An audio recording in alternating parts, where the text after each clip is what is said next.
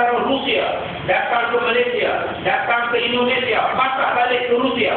Burung-burung itu pun dipanggil sebagai burung imigran, burung yang berpindah rata, tetapi dia akan balik semula ke tempat asalnya.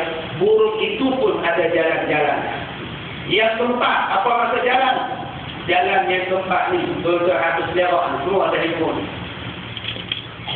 Semua ada handphone. Kalau saya telefon nombor Ustaz Isa ini, Ustaz Isa inilah yang keluar nombor.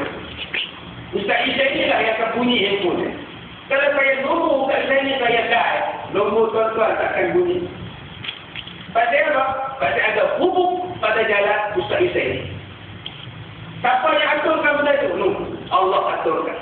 InsyaAllah kalau tuan-tuan tekan nombor betul-betul 012 524 8214 kompok Ustaz Gaji lepas.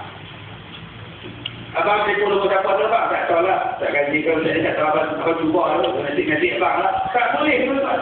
Mesti nombor itulah nombor.